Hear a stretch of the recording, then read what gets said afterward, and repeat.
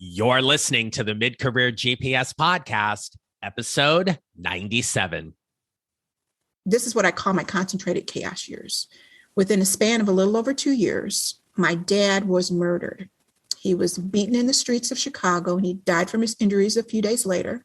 While I was dealing with that, my 28-year marriage was falling apart. My mom was diagnosed with cancer. The youngest was leaving the nest and moving across the country. And you sprinkle in a few breast cancer scares of my own, and I was a flaming hot mess on wheels. We've talked previously on this podcast that life happens, but for my guest today, you will hear her powerful story. I have had the honor and privilege of knowing Rachell Kitchen through our coaching certification program and training, as well as being in a mastermind together. She's a force.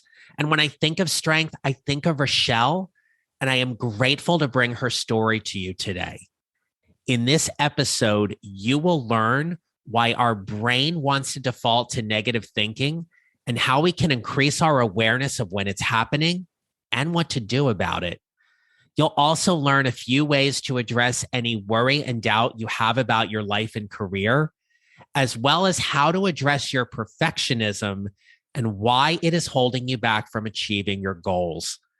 You will learn how Rachell transferred all of her engineering skills into her career as a business owner and coach. And if you are a fan of classic television commercials, have we got one for you. This is the Mid-Career GPS podcast, and I'm your host, John Nerrell. I help mid-career professionals who are feeling undervalued and underutilized show up to find the job they love or love the job they have using my proven 4-step formula. It's time to start building your mid-career GPS. So let's get started.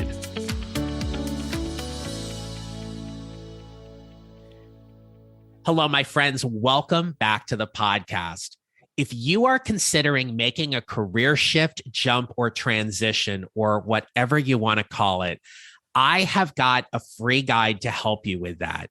In just 55 minutes, you are going to do 4 things that will help you jumpstart your efforts to finding that job you love or love the job you have.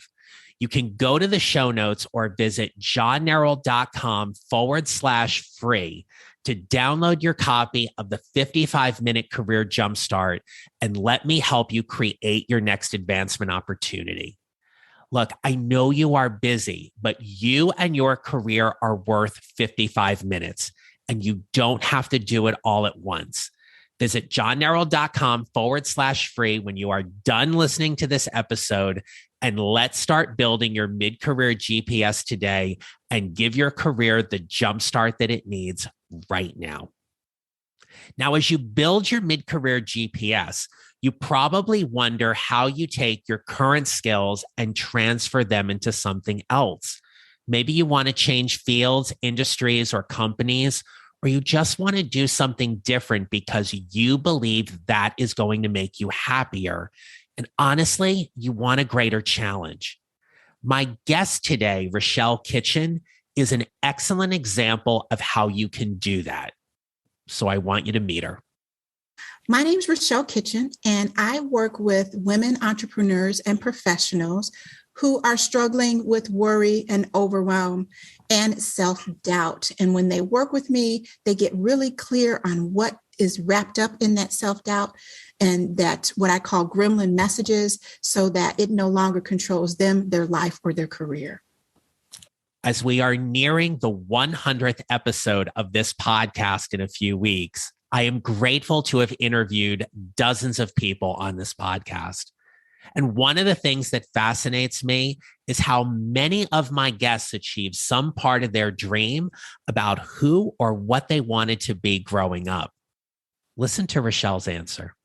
I actually always thought I would be some famous novelist. I was the little kid, and I'm going to totally date myself here. And they probably still have these, but the little brass brads that you put through paper and fold it back to hold the paper together. I was the kid who was constantly drawing and writing stories on loose leaf paper and using these brads to make books. and, writing and reading to my dolls and my stuffed animals. So I always thought I would be this, world famous New York Times best-selling novelist. For Rachell, writing a book was a significant accomplishment for her.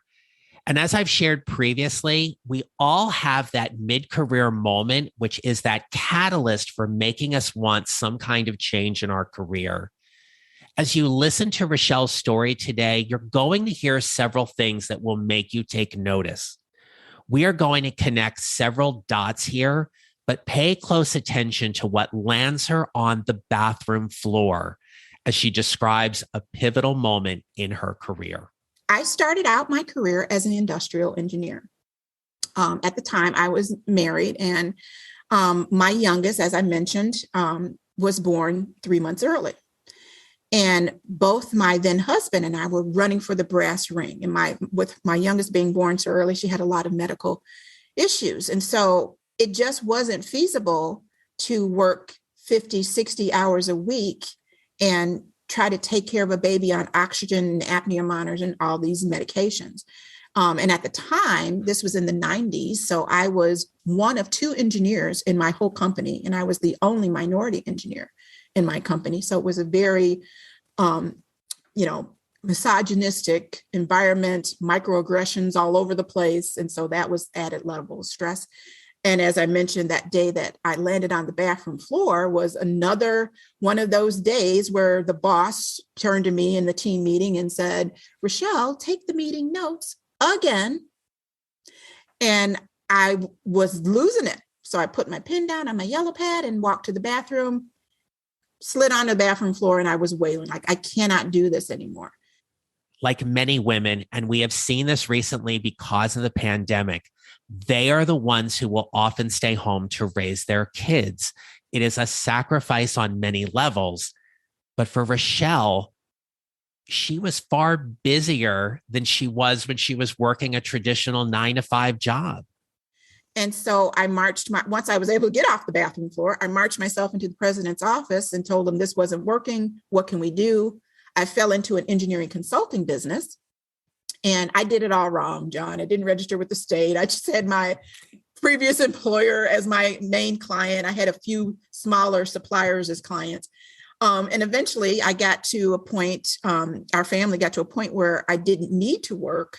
And so I gave up IE and Associates, and IE and Associates were the dog and the baby. But I gave that up to be a stay-at-home mom. And I did that for over 15 years. And I wasn't just shuttling kids. I was the state PTA treasurer. I was active in political action committees and campaigns and referendum and such. I actually worked harder at that job than I did at a 9-to-5. And eventually, fast forward, I was in my, mid 40s, and my 28-year marriage was crumbling right before my very eyes. But there is more to come in what Rachell describes as her concentrated chaos years. And in the chaos, she learned what she could and could not control. This is what I call my concentrated chaos years. Within a span of a little over 2 years, my dad was murdered. He was beaten in the streets of Chicago, and he died from his injuries a few days later. While I was dealing with that, my 28-year marriage was falling apart. My mom was diagnosed with cancer. The youngest was leaving the nest and moving across the country. And you sprinkle in a few breast cancer scares of my own, and I was a flaming hot mess on wheels. And at the time, nearing 50 years old, I knew I did not want to claw my way back into manufacturing or to engineering. And so I always tell my kids, like, who do you control? You can only control yourself. And so I got into a relationship with a relationship coach, hoping that I would save my marriage. But what happened is that it saved me. I understood my value and what I brought to the table and reconnected with what made me special and what I could bring to society, into the world, and understood that, hey, you are always the go-to person and you could get paid to do that. And that was the shift for me. We know the media promotes certain stereotypes, and back in the 70s and 80s, there were clearly defined roles and images that were communicated about what you should live up to in various advertising campaigns. Rachell and I geek out about one famous commercial that we cannot forget about. So many places, I can't even name them, but I will share this. This is a story that I tell in Doubt Your Doubts. And it was all these little moments that led up to a big moment where I found myself flat on my bum on the bathroom floor at work one day. And it had to do with, again, believing these stories. And then when I wasn't able to live up to these images, then the feedback in my head was, you suck, you're not worthy, you're not good enough. And again, I'm going to date myself. There was, I want to say it was a 1970s, 1980s, maybe commercial. They were selling perfume. But I'm sure most of your listeners, if they aren't steeped in that era, they will know this commercial. It went something like, you can bring home the bacon, fry it up in a pan, and never let your man forget he's a man. Yes, and you're laughing, so you recognize that, right? So, I can see the commercial clearly in my head. Yes. If you want to watch the Enjoli commercial, it's in the show notes. Just click the link.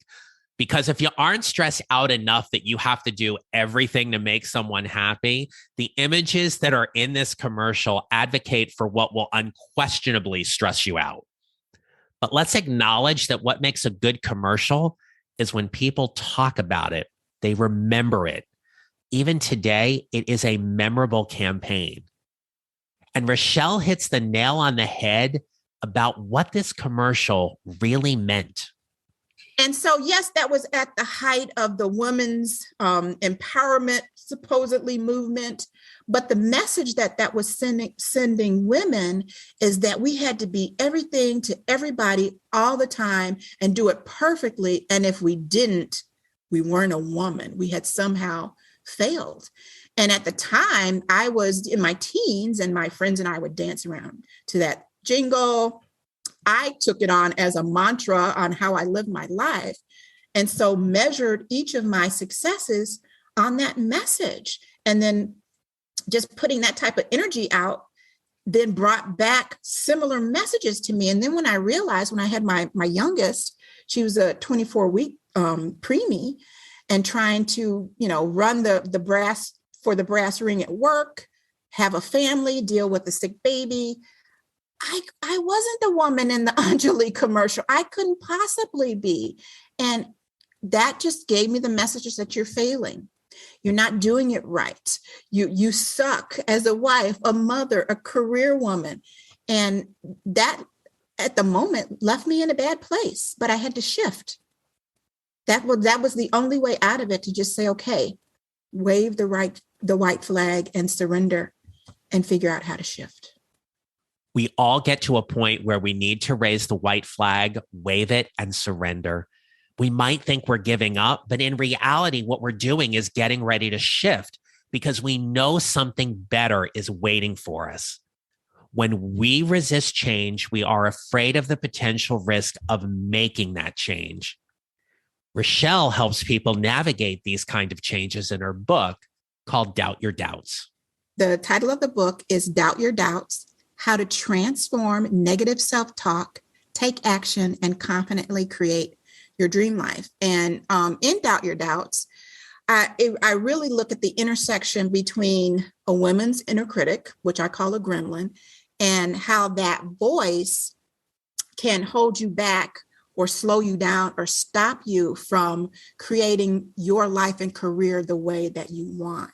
And the book is really a collection of stories from other high-achieving women, their story on how self-doubt affected them, how they overcame it, and how they're doing now in terms of creating their life and not allowing that menace of the mind stop them or slow them down. Through our coach training with IPEC, the Institute for Professional Excellence in Coaching, we talk about fears through what is called a gremlin. And dealing with our gremlin takes us on an incredible journey. The gremlin is fear. There is a great graphic that I show in Doubt Your Doubts that I found through my research when I was writing the book. And the gremlin acts as the gatekeeper to your comfort zone. And so your comfort zone is yay big and you're nice and warm and fuzzy in there. And then just outside the comfort zone is your fear zone. And again, your gremlin is the gatekeeper of that. And in the fear zone, that's where you doubt yourself. You worry about other people's opinions. You make excuses for why you are not doing what you say you want to do. But if we can be comfortable with being uncomfortable just long enough, we can move into what psychologists term the learning zone, where you're going to be able to deal with the gremlin and its messages. You acquire new skills and, your comfort zone expands. And then that moves us into the growth zone, where we're really living into our full potential. We're living our dreams. We're finding our purpose. But most people never get out of their comfort zones because of fear, because of that gremlin gatekeeper. What is holding you back? What are you fearful of when it comes to your life or your career that if you could just address or make that breakthrough, you would be on to bigger and better things? Maybe it's having a conversation with your boss. Maybe it's asking for that promotion or raise. Maybe it's just standing up for yourself and saying enough. This is an excellent opportunity to gain some clarity about what is going on in your brain and ask yourself, what is the story you are telling yourself? The mind is an amazing thing. And our minds want to make sense of the world and what is happening to us. And often, through my research, I discovered that we use cognitive distortions or automatic negative thoughts to help us make sense out of what's happening to us. And so when we go through life trauma, we need a story on what's happening and why this is happening so that we can cope. It's kind of a coping mechanism. And then, of course, you layer on top of that the opinions of others, what society says about what is happening to you, or your mother, your family, your best friend. And we take these stories on. And often, almost all of the time, we never question the story. We never ask ourselves or get curious as to whether it's true, one, or if there's another way to look at what's happening to us. We just latch onto the story and then we react. And often that reaction is not in our best interest. I'm sure you can sense how well Rachell knows her stuff. But I want you to pay close attention to how Rachell communicates her unique professional value. Because of my engineering background, that's where I came from. I have a very systematic kind of way of, I had a client explain it this way: you take the woo-woo and make it tangible. This is what I want for all of you, to communicate your value in a way that generates interest in who you are and what you do. Listen to how Rachell explains and clarifies how she does this. And you can do this when you're networking or interviewing. Listen to how Rachell communicates her value. By that, I mean, I'm talking about getting outside of your comfort zone, but I have a process to help you do that.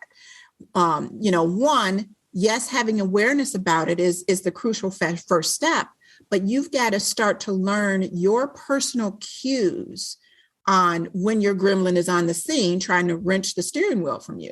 It has to do with your languaging, what you're feeling in your body, the things that you are saying to yourself, and the words that you are using. And then once you have awareness about that, you can take responsibility for what you are or aren't doing. And when I say responsibility, I'm not talking about you blaming yourself as the problem or shaking your finger and playing the blame game. I'm talking about your response ability, your ability to respond differently to the messaging, differently than you normally would. And I have tools to help you shift out of that. And then once you can respond differently, you can start to flip the switch on all of those old messages, all of those limiting beliefs. And I have several processes to help people do that. Our brains are powerful tools. We can continually tap into the unlimited potential in our brains to help us do whatever it is we want to do. We can tap into this abundant energy resource, or we can tell ourselves a different story and wallow in our negativity. There's a statistic in the book, and if I misquoted, I apologize, but it's something like 80% of the thoughts that we have are slanted to the negative. And then 90% of those thoughts are the same thoughts that we had the day before and the day before that. It's just statistically how our brain works. We are just slanted toward the negative. And so it's almost like we create a self-fulfilling prophecy for ourselves. We keep telling ourselves the story. And John, I know you know this, and I know you talk about it a lot. Everything is energy.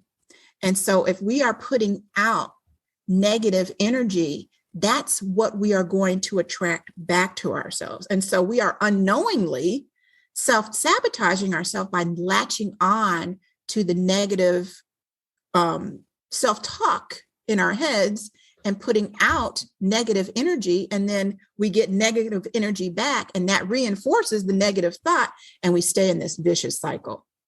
Throughout your career, you will hear no often. Whether from your boss or a potential employer, you will have to learn how to deal with the no when you hear it. Processing the no is more than just having tougher skin or being more resilient.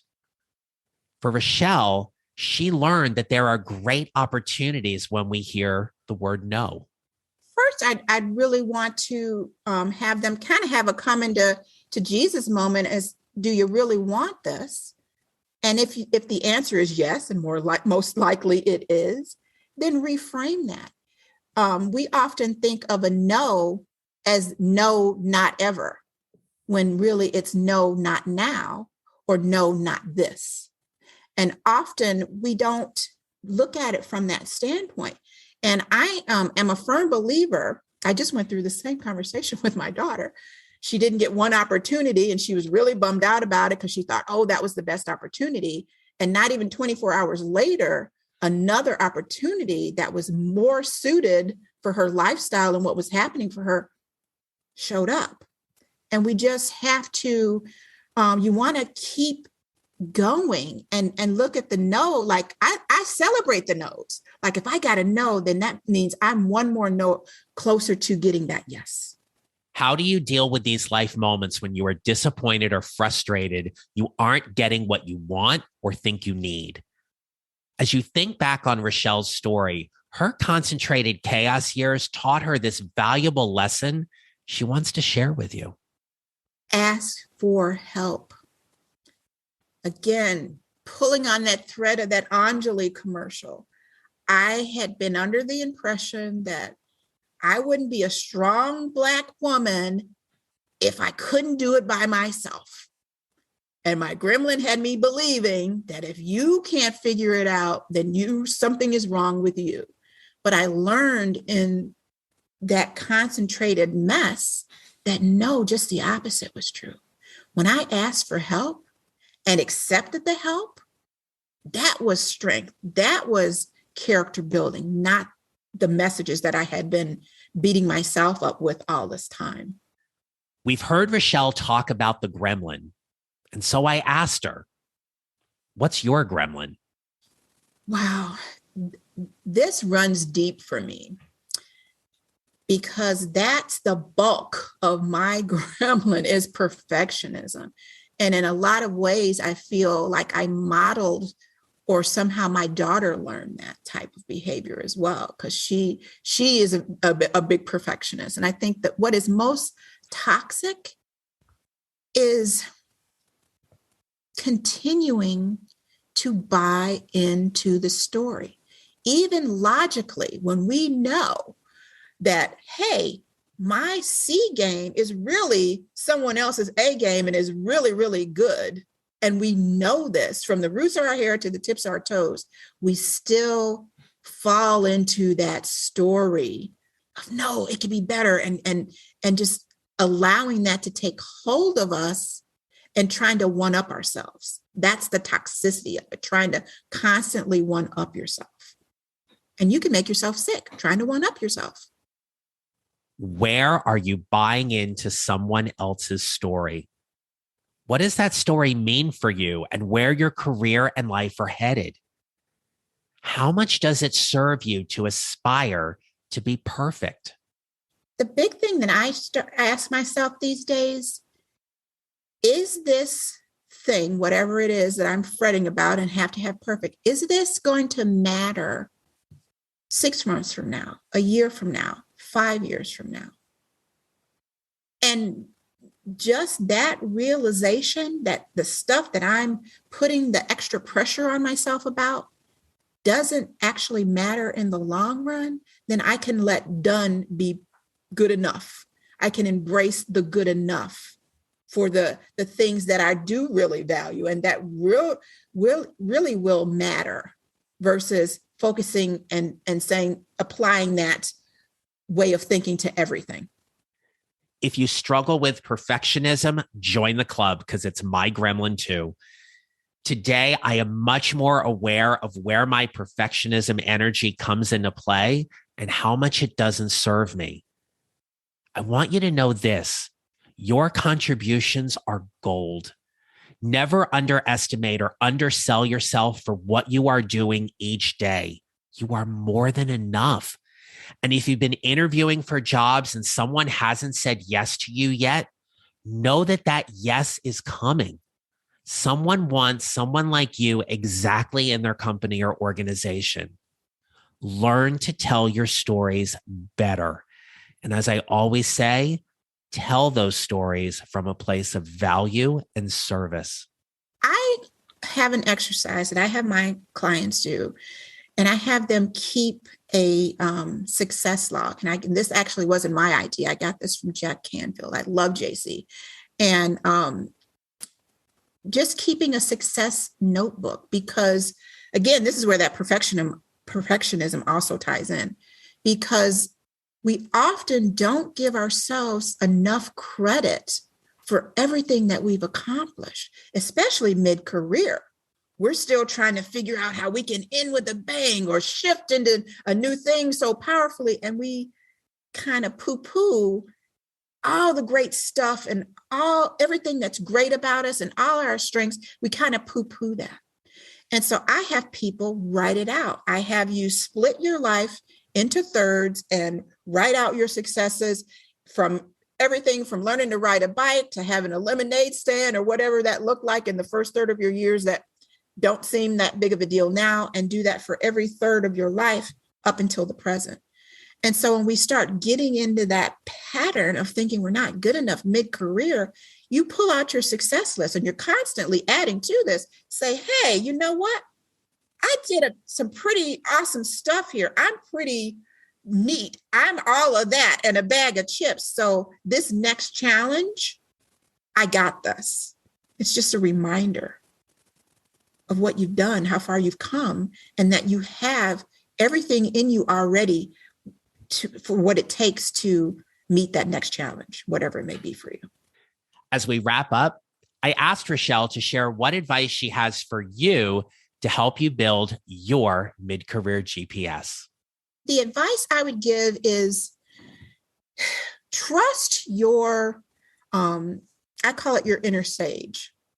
We all know when it's not working and we're ready to make the shift. We all know when we're not feeling fulfilled. But again, we tell ourselves those stories that, oh, I've been here for so long. Do I want to give up my tenure? Is this the right thing to do? Oh, maybe I won't make it.